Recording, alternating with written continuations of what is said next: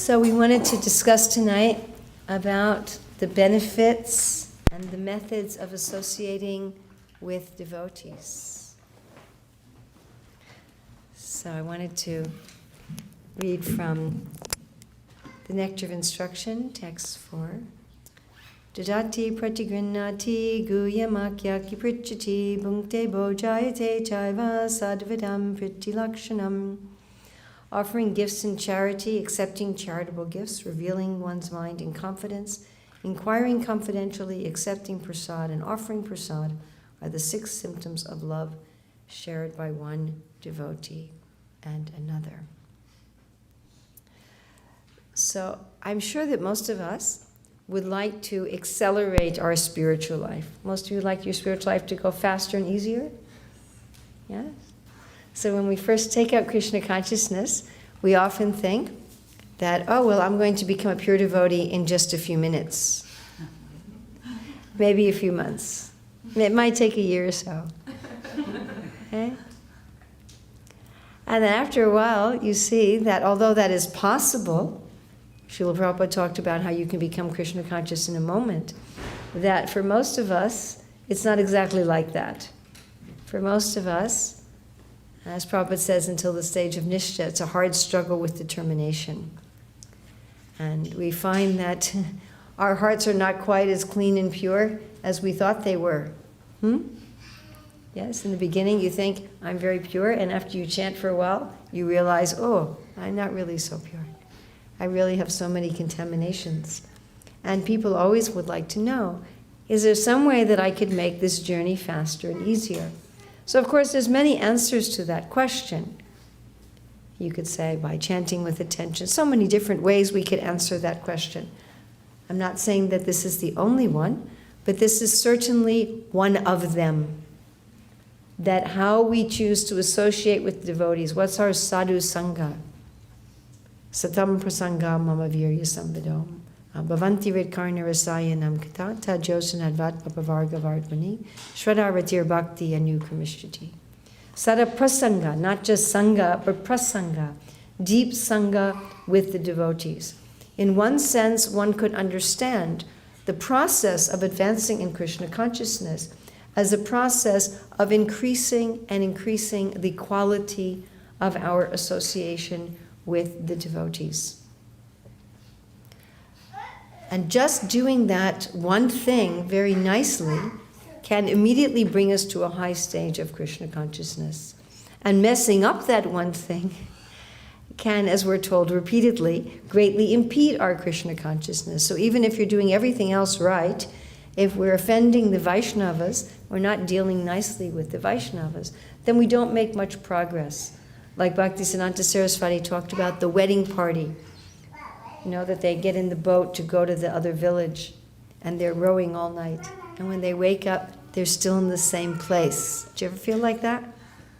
And then they found out the anchor was in the ground. Like one of my friends recently wrote, I was cooking, and I was wondering, why isn't anything cooking? And then I realized the stove wasn't turned on. Right? Like that. So if our dealings with the devotees is not proper, then all the activities we're doing in devotion have very little effect. And if the activities we're doing with the devotees are proper, then it turbojets our advancement in Krishna consciousness. So it'd be a good thing to get right.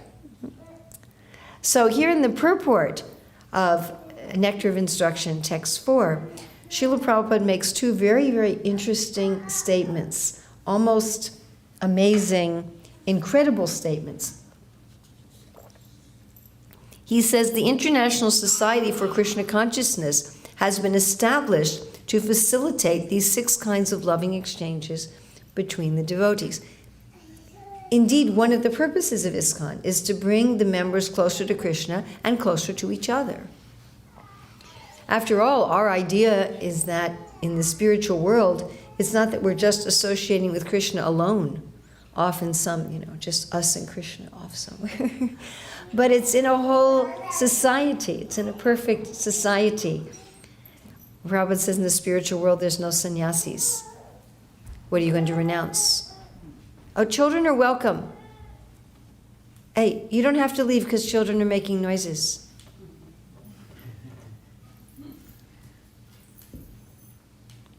I was thinking how ironic it is that I'm giving class in this temple room. How we women were treated when I lived here. Anyway, Hare Krishna. Anyway. So in order to actually enter into the society of Krishna consciousness, into Goloka Vrindavan, that is a society where the devotees are not only dealing with Krishna, but they're dealing with each other. It's a whole village where everyone has relationships with each other. And Prabhupada talked about how our society will exist also.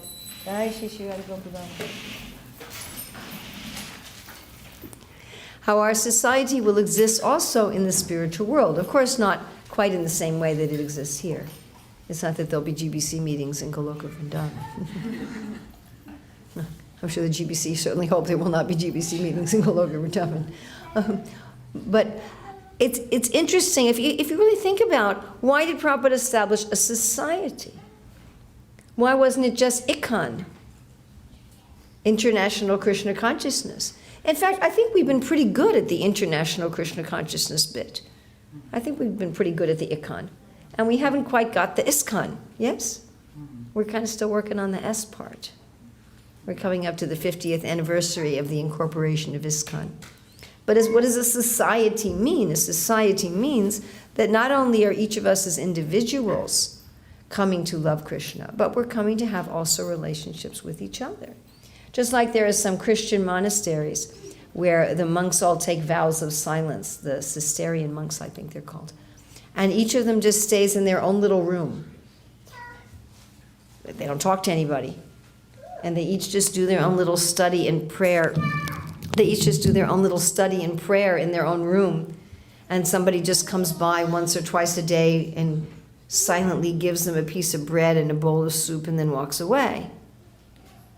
And a few times a day they come together and pray in the same room, and then they immediately go off back into their little rooms. So that's not a society, is it? It's a retreat, but it's not a society. So therefore, Prabhupada is saying the International Society for Krishna Consciousness has been established to facilitate these 6 kinds of loving exchanges. Otherwise, why build a society? Just simply give out the books and tell everybody, go in your own house, in your own room, and develop your relationship with Krishna.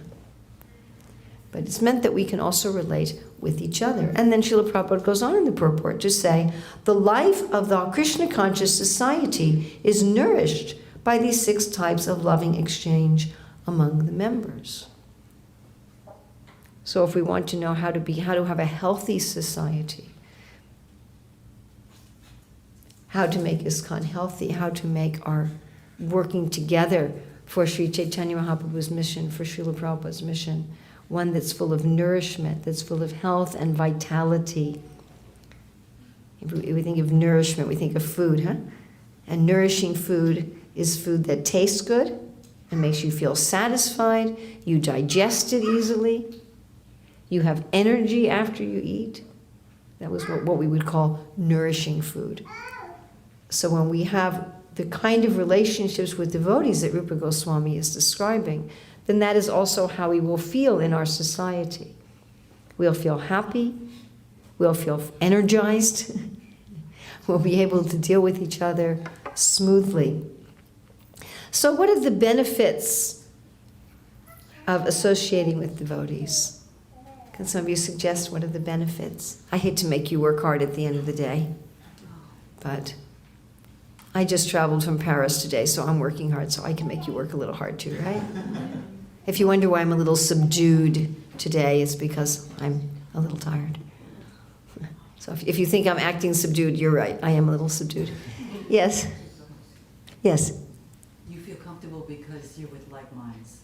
Oh, so that's definitely one of the benefits, to be comfortable when you're with like-minded people. It's very interesting that you say that. You know, Prabhupada often talks about that one of the benefits of association with devotees is the same as if you want to exchange stocks and you go to the stock exchange, rather than being 300 miles away. your business is done better. But it's nice to be with like-minded people. In fact, that's one of the main reasons I decided to move into the ashram way back when. Because I was going to college, and it was so difficult to talk about God with anybody. You know, I mean, it was just so difficult. You get together with your friends and you talk about something spiritual and something about God, and they talk, 5 minutes, and then they say, okay, let's go get a pizza. Right? It's just not where they're at. It's interesting that it is said in the 10th canto, I believe it's in the 35th chapter, about how the cloud, I think it's both in the 21st and the 35th chapter, there's almost an identical verse there. One in the description of Krishna's food and one with the gopis' feelings of separation, where it describes that the cloud is the friend of Krishna. Mega Suridam. The cloud is described as Suridam. Rida means heart. Su means very dear. That the cloud is very dear to the heart of Krishna.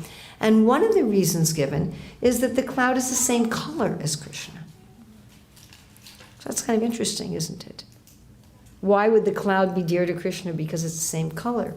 But we tend to be with people who are like us. Even people do tend to associate with those that have the same color skin as they do, isn't it? They do. Or come from the same country, or from the same part of the same country, and speak with the same accent. Isn't it like that? I remember after I was traveling in China for 10 days, where nobody spoke English, except for my translator. No one even said hello. I mean, not a word of English. And when I was leaving the country at the airport, there were some other people waiting in the line who were not only speaking English, but they were speaking American English. And not only were they speaking American English, they were speaking American English with a Northeastern accent. And I was like, whoa, friends! So this is just, it's natural that we like to be with people who are like us. That's one reason we're so attached to family. Arjuna had this problem on the battlefield, swajana, my own people. This sense of my family, my religion, my race, my color, my ethnicity, my nationality, they had this Red Sox game going on out there, my baseball team fans, right? Isn't it? So the cloud also has a similar mentality to Krishna, that it likes to relieve the suffering of the people by pouring down rain. So Krishna likes to be with others who are like him, who have similar mentalities to him. And it's very pleasing, if you want to be a devotee of Krishna, to be with other devotees of Krishna, to be with other people. Majjita madgita pranam bodhayantas parasparam katayantas tumam nijam tushanti charamanticha. Tushanti charamanticha. You feel satisfied and you feel blissful when you're with people you can just talk to about Krishna and you're not weird. Isn't it? When you want to become a devotee of Krishna, you immediately become really, really weird. If you haven't already noticed this. Manushchinam sahasreshu kasya jyatati sirayatamapi siranam kasyamam vedi tatvataha. I mean, especially if you want to... Oh, Hare Krishna, Prabhu. Thank you for the prasadam today. It was lovely. It was so nice to get your cookie again after so long. Right? So especially if you dress like this, if you openly advertise yourself as a devotee of Krishna, then you're really weird. And I remember the first time that I went to India, I was so excited before I went, thinking I'll finally go someplace where I won't be weird. But I was weirder in India. I got more stares in India than I get in the West. So yes, one benefit is you get to be with people who support what you want to do, that you can, to whom you're not strange, to whom you're normal. Like early in the movement, there was that leaflet, "Who is crazy?" And one benefit to having sweet relations with devotees is you're finally with people who don't think you're crazy, who want to talk about Krishna, who want to talk about Srila Prabhupada, who want to talk about the mission, who want to talk about philosophy, and who find great happiness in that. That's lovely. I didn't even have that on my list. I love it when people say things that aren't on my list. Any other benefits of having wonderful association with devotees. I'm going to add that to my list, though, for the next time I teach this. Any other benefits? Yes? We become more like enthusiastic and inspired to like do service. Oh, definitely. Definitely. We get inspired, hopefully, actually. That really depends on the quality of our association, isn't it? But the benefit of having wonderful association is you get inspired. You see, oh, well, there's somebody who's doing it. If they can do it, I can do it. By the way, we should be careful about any time we see advanced devotees putting them into some kind of special category. This is a little caveat.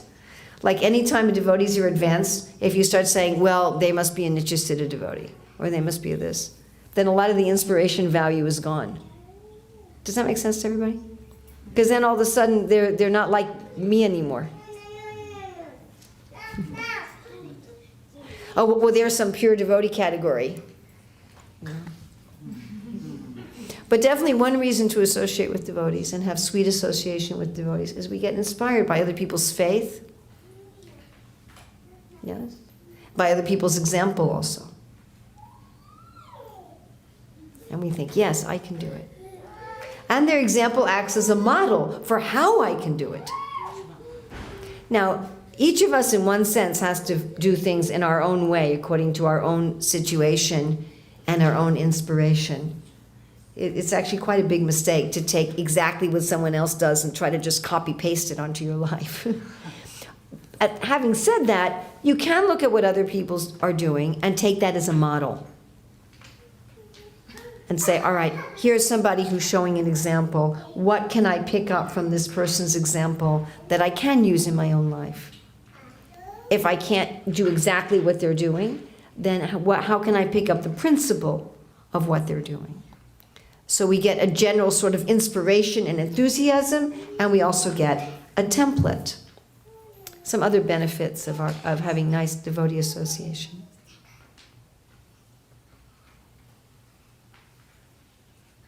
Yes, brother. We develop relationships based on spiritual values. Oh, that's also very nice. I also didn't have that on my list. Rather than on exploitation and sense gratification. Very nice.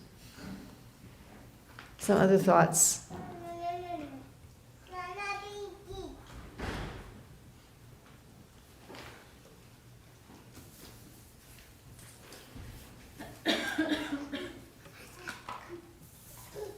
Yes. Just thinking, that was great. Exploitation and sense gratification, that about sums it up. It does just about sum it up. Yes, it does. Yes, it does. Very, very well, actually. Material relationships are based on exploitation and sense gratification. Beginning, middle, end of story. Unfortunately. What about making Krishna happy? Oh, did you want to suggest something? Yes. It's easier to trust. Easier to trust. Oh, very nice. We're all looking for trust, aren't we? Desperately so. And in ordinary materialistic relationships, you cannot trust because they are exploitive and because they're phony. People's relationships are based on a phony identity. We're pretending to be something and somebody that we're not in the material level. And in the spiritual level, we're at least trying to act as if we're a devotee of Krishna, which is who we really are. So at least we're trying to act authentically. We may not do a very good job of it all the time, but at least we're making an attempt. Like you guys were fighting over who would give each other the mat. And one of the funny cultures in our Hare Krishna movement. Who can, out in the world people are fighting over who can take for themselves, and we're fighting over who can give. So it makes Krishna happy also when we associate nicely with devotees. Just like if any of you have more than one child, you're happy when the children get along. This is natural. Yes? If your children are fighting, you're not happy. And if your children are playing sweetly together, you become happy. When Krishna saw the Prachetas, the 10 brothers, all cooperating together in devotional service, he was very pleased. In a similar way, if you're running a project and the people who work in the project are cooperating together, it's very pleasing to the person, or if you're running a company and your employees are getting along, it's very pleasing. Right? This is even in the Bible. Hine ma tovu manayim shevarahim gam yahad. How wonderful it is when brothers are sitting together in peace. So this is something that pleases Krishna very, very much. In fact, it's described in the 8th chapter of Madhya Lila, how the gopis are always getting more pleasure by inducing other gopis to be with Krishna than by being with Krishna themselves. It says that the gopis get 100 times more pleasure from seeing Radharani with Krishna than when they're with Krishna. And Radharani gets 10 million times more pleasure from seeing the other gopis with Krishna than her being with Krishna. And then it says, when Krishna sees this behavior of the gopis, he becomes very pleased. That everyone is working to facilitate everyone else's pleasure. Everyone is working to facilitate everyone else's happiness. So when Krishna sees these kinds of loving exchanges between the devotees, that rather than being envious, right, in the material world, generally we think there's a limited supply. I used to be in charge of the prasadam serve out in North Carolina for a few years, and on Janmashtami, and I would always make the servers make their own plates before they served. Because on Janmashtami, everybody's hungry, you know? And if I didn't do that, the servers would be very, how shall we say, stingy with some of the preps. Because they wanted it and they were afraid. If I serve it out generously, there won't be anything left for me. If they had their own plates put aside, then they could serve nicely. So this is our general mentality. There's not enough to go around. And therefore, I'm happy to share as long as there's enough for me. Right? I'm not going to share if it means that I'm going to be without. But in the spiritual world, it's not like that at all. Everyone is simply giving. Of course, you can't artificially imitate that. But that is the principle, that when Krishna sees cooperation, when he sees that the devotees are facilitating each other's service, he feels very, very happy. In fact, there's very few things that please him as much as that. And in fact, as I mentioned earlier, when we associate properly with devotees, in this world, in these bodies, even in our conditioned state, we are preparing for life in the spiritual world. We read in Krishna book how that the perfect devotee generally goes first to the material planet where Krishna is having his pastimes. Yes, for training. So please don't think that the training just starts at death. Please don't think like that.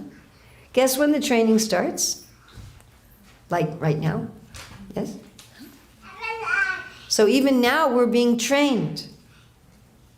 This movement is part of the Leela of Mahaprabhu. And he's training us how to become residents of the spiritual world. At least he's trying to train us. It depends how cooperative we are with the process of being trained. If we hang out in our International Society for Krishna Consciousness and just make it IKCON instead of ISKCON, then we don't receive the training that the Lord is trying to give us. Now, it's quite interesting that we talked before, you mentioned about being inspired by the devotees. So this being inspired by other devotees happens also at very high levels of Krishna consciousness. So we can combine this idea that our relationships now are training us for our higher relationships, and this concept of being inspired by the other devotees. By the way, I want to thank all of you for being very tolerant with the children. Prabhupada, one time when the devotees said, when we say in the Premadwani prayers, all glories to the assembled devotees, Prabhupada said that includes the children. And please remember that if any of us are not totally as serious as Dhruva Maharaj, then that's where we're going to be in about 50 years. Please treat them as you would like to be treated, because that may be exactly what happens. So for the very advanced devotees, their impetus for loving Krishna is also coming from other devotees. So we've been basing this discussion on Rupa Goswami's Upadesh Amrita, the 4th verse, But if we look at Rupa Goswami's Bhakti Rasamrita Sindhu, where he talks about rasa. Now, often in the Hare Krishna movement, when we talk about rasa, we just talk actually about one component of rasa. We just talk about what's actually the staibhav. So if we talk about rasa, we usually talk about, okay, you can have neutrality, servitorship, friendship, parental or conjugal relationships with Krishna, yes? And generally we think that's rasa, but that's not rasa. That's one part of rasa. Rasa has 5 parts. So one part is that relationship. Another part is, what is it that stimulates that relationship? What stimulates that relationship? So let's give a nice example with these children. So like if you look at one of these children, just looking at the child might make you feel parental, or it might make you feel annoyed, depending on how you feel about children. But you might have a sense of caring and protection. And if you see the way the parents are dealing with the children, that might increase those feelings. Does that make sense to you? If you see a mother holding her child with affection, the way the mother is dealing with the child can increase your own feelings of affection for the child. Does everybody understand that? Okay. So this is called vibhav. Vibhav is what stimulates the devotee's particular feelings. So what is it that brings out the devotee's feeling of Krishna is my master, or Krishna is my friend, or Krishna is my child, or Krishna is my beloved? That's part of rasa. There's also another 3 parts of rasa. But anyway, we're just going to talk about this one, which is called vibhav. And this vibhav has 2 main categories. One category is called alambana and one's called udipan. So this alambana also has 2 subcategories, ashraya and vishaya.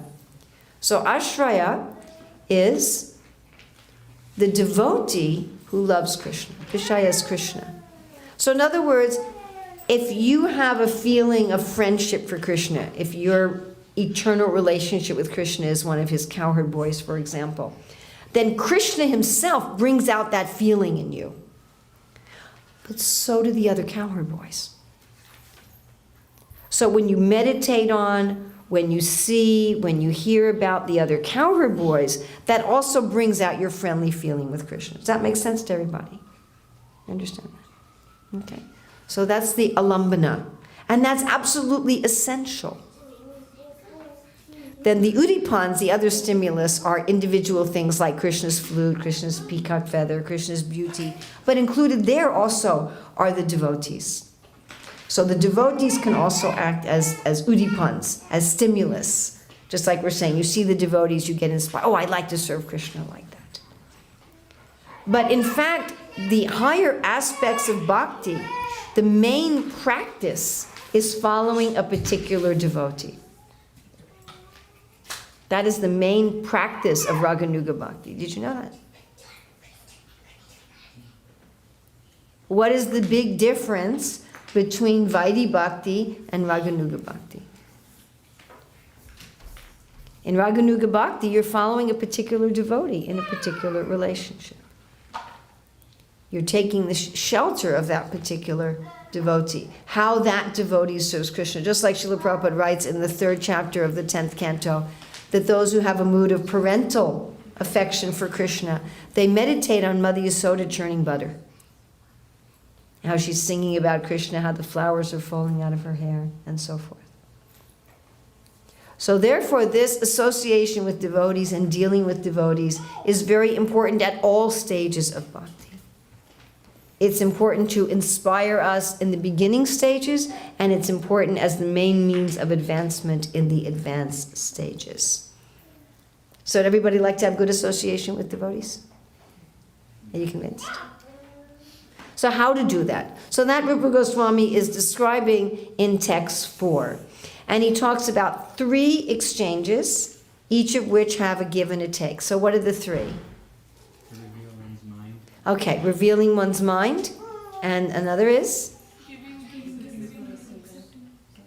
Gifts. And? Prasadam. So your thoughts, Gifts and prasadam. Let's do, which should we do first? Let's do gifts. So each of these has a give and exchange. Now sometimes we think that devotees should just give, like you guys were fighting over who was going to give the mat. That was so cute. We do that kind of thing all the time in the Hare Krishna movement. It's one of our cultures that we're supposed to fight over who's going to give, that we want to give. But receiving is also one of the 6 loving exchanges, with each of them, to give and to receive. So I remember one time I was talking to my husband about how I really didn't like to receive, and he said, I said, I feel like it's proud if I say, well, I'm going to take things from people. And he said, no, it's humble. You're admitting you can't do it alone, that you depend on others. Also, it's quite interesting, actually, before we get to gifts in particular, thinking about receiving. And why does Sri Chaitanya Mahaprabhu pray for ecstasy? Why does he say, when will my eyes be decorated with tears of love flowing constantly while I chant your holy name, and will my hairs be standing on end, will my voice be choking? Why is he saying that? Why is he saying, when am I going to be in ecstasy? He says, Prema dana bina vyartha daridra jivana dasa kori bhetan mori deha prema dana. Anybody here from Bengal? We have any Bengalis here? Good. You won't know that I just really mispronounced your language then. So betan means a salary. Dasakori, I want to be your servant. Betan mori, I want a salary. Sometimes we have controversies in ISKCON, should devotees get salaries. So Sri Chaitanya Mahaprabhu is asking for a salary. Betan means a salary. What is he asking for? Dasakori betan mori deha, give me prema dana. Dana means wealth. Give me the wealth of love. And it's interesting, Srila Bhaktisiddhanta Saraswati translated this verse as, give me ecstasy as my pay. So why would the Lord be asking for ecstasy? This is very nicely explained by Krishnadas Kaviraj. I believe it's in chapter 3 of Adi Lila, but it might not be. It might be chapter 4 or 5. I think it's in chapter 3, where he talks about the happiness of the gopis. And he was saying that the gopis feel great happiness in Krishna's service. So are they therefore selfish? Are they therefore interested in sense gratification? He said no, because their happiness gives happiness to Krishna. Huh? So specifically in relationship to gifts, when you give someone a gift, what do you want to see them do with it? Be happy with it. You want to see them use it, and you want to see them enjoy using it. Yes?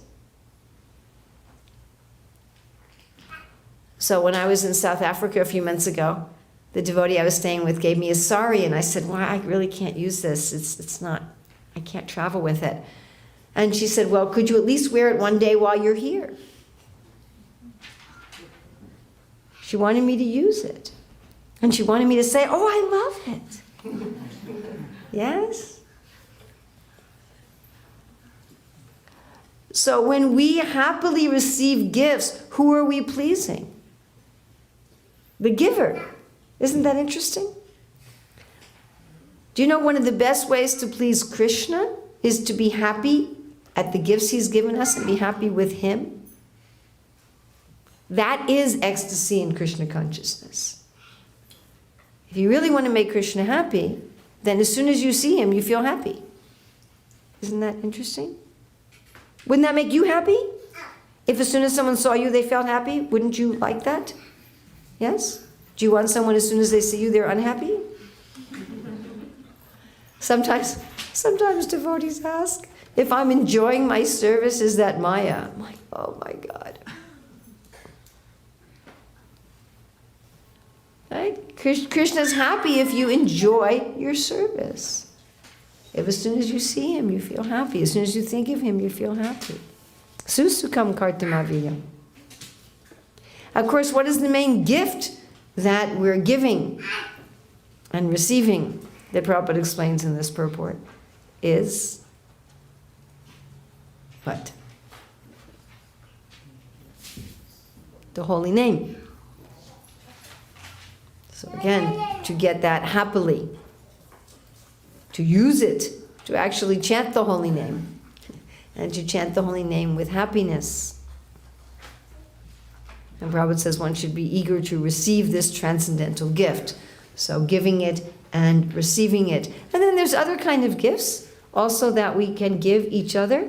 And when we give gifts to each other, I've been talking about receiving, let's talk about giving. So in giving gifts, please try to give gifts that people actually want. Sometimes people give gifts because they just want to get rid of something. Or sometimes they give a gift because it's what they would want. Right? They don't think about what the other person would want. So I had an experience also recently where someone gave me a gift of a big glass bottle of olive oil. But I said, well, my suitcase is only this big. And if I put it in my suitcase, I'll have to wrap it all up so that the airlines don't break. Could you imagine a glass bottle of olive oil in your suitcase? My whole suitcase would have to be taken up by the bubble wrap. I wouldn't have any room for anything else. Huh? And I said, and I don't have a kitchen in my suitcase.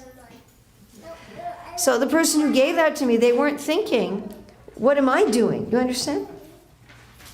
They're thinking, oh, I'd like some olive oil to cook with. And they weren't thinking, the person I'm giving it to, they're traveling from one place to another. They're not cooking.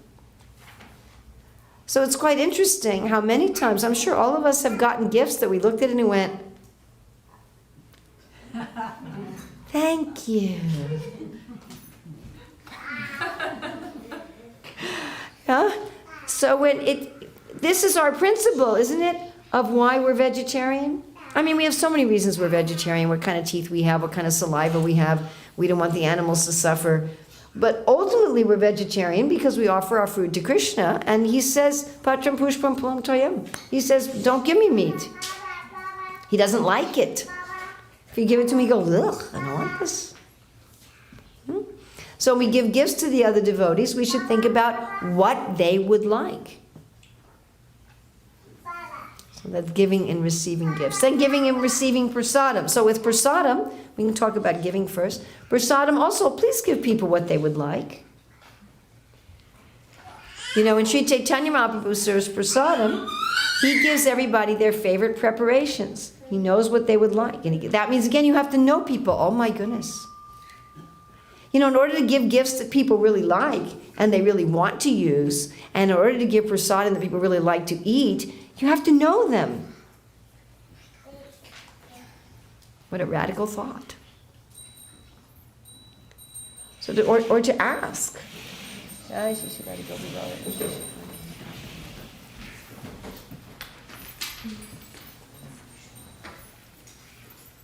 So we do have a very individual, personal philosophy. And personality means, among other things, that we have things we like more than other things. One time at a festival, I turned to a devotee and said, "This is really nice prasadam." And she said, "All prasadam is nice prasadam." So even liberated souls have certain preparations they like more than other preparations. As soon as Mother Yasoda walks out of the room, Krishna takes off from his plate the preparations he knows his cowherd boyfriends like and puts it on their plate, what they like. Right? Even they have different, it's explained when Krishna killed the washerman in Mathura, and then he and Balaram took the clothes that they liked, the cloth that they liked, and then the cowherd boys also took the cloth that they liked. That means they have likes and dislikes. Right? It's described each of the eternal residents of Goloka, what colors they like to wear. Like Nanda Maharaj really likes to wear green. Right? Krishna has likes, he really likes to wear yellow. I'm sure he can play any instrument. I'm sure Krishna could play a bass guitar. But he likes to play a flute. Maybe he plays a bass guitar sometimes, I don't know. But he has likes. So when we're serving prasadam to people, find out what they like. What kind of prasadam they like, what quantity they like. And again, when you're serving prasadam, it should be for the other person's pleasure. So one time I was at a place where they gave me like 50 preparations. how can I eat all of this? And finally, I was done. And then some more people come and they said, oh, more people have brought something. I said, I'm done. And they said, oh, if you don't eat anything, they'll be so upset. I was like,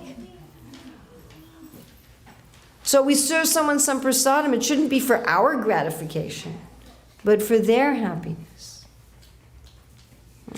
And then we serve with respect, remembering we're not serving a plate, we're serving a person. Right? Don't put the sweet rice on top of the chutney and so forth and so on. Remember that we're serving prasadam. Treat the prasadam with respect. And then receiving prasadam, to remember that we're not getting prasadam from a spoon, but there's a person on the other end of the spoon. To thank the person, to thank the cooks. Right? To say something kind to the cooks, even if they really messed up with the cooking, which happens sometimes. To take only what we can properly eat. Right? To take only what we can properly digest. It's discussed earlier in the Nectar of Instruction that we can end up indulging in the tongue in the name of prasadam. If we're just thinking, oh, let me just eat this because it tastes very good, or let me just eat the fancy stuff, then we're not eating in a mood of worship and in a mood of honor. And then there's revealing one's mind in confidence. Oh, I guess we should say something else about prasadam, although this might be a little controversial. But the best kind of prasadam is that which is cooked by persons who have a pure life and offered to Krishna on an altar where there's regulated worship, where the ingredients are very pure, where the kitchen is very clean. So the kitchen should be very clean, the ingredients should be very pure, the mind of the cook should be very pure, the worship should be done in a regulated way, the altar should be very clean, and so forth. And so to have, there are various levels of standards of prasadam. Right? It's not all in the same category. So going on to revealing one's mind in confidence. This is a very interesting one. On the best level, this means the tushanticha ramanticha. So if you can think about the last time that you got together with devotees and just talked about Krishna. Sometimes I think we're so afraid of being sahajiyas, we don't want to talk about Krishna. Isn't that odd? It's supposed to be the International Society for Krishna Consciousness. I mean, you can hang out for a month and never hear anybody talk about Krishna.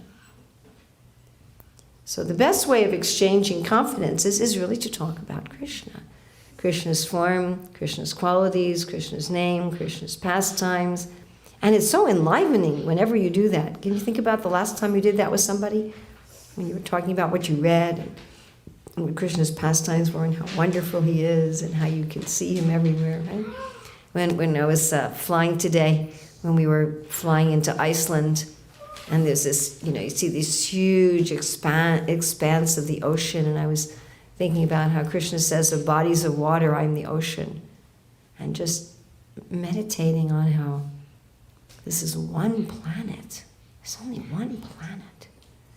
And yet the oceans on this planet are so big. They're huge, incredible. And so many planets with so many oceans. How great is God? How incredibly great, beyond comprehension. So this is the best kind of confidences to share. Now sometimes we have to share confidences about our problems.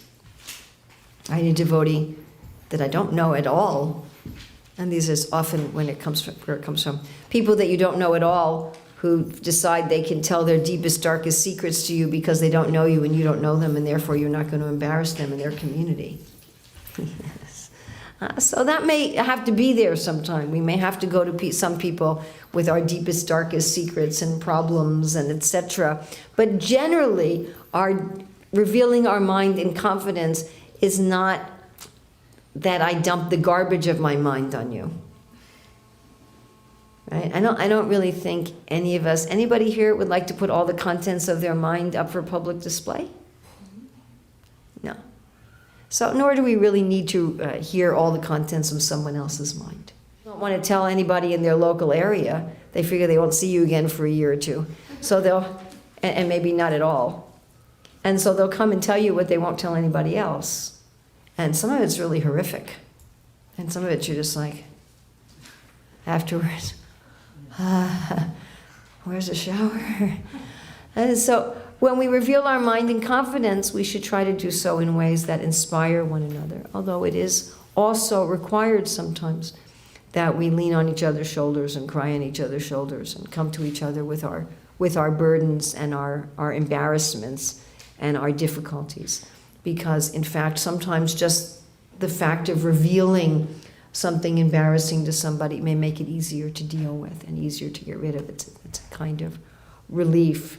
But this expressing our mind in confidence should also be done according to the relationship and according to the ability of the other person to assimilate. So one of the offenses is preaching the glories of the holy name to the faithless. So when we reveal our mind in confidence, when we talk about Krishna, we should not talk about things that are too high or too low for the listener. It should be a reciprocation where both persons will benefit. So there's 5 austerities of speech listed in the Bhagavad Gita. Anybody know the 5 austerities of speech?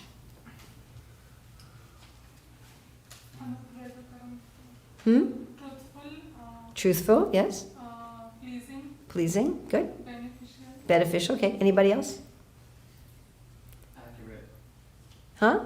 Accurate. Accurate, truthful, yeah. You got truthful, pleasing, beneficial. Pleasing means the content, the message. There's 2 more.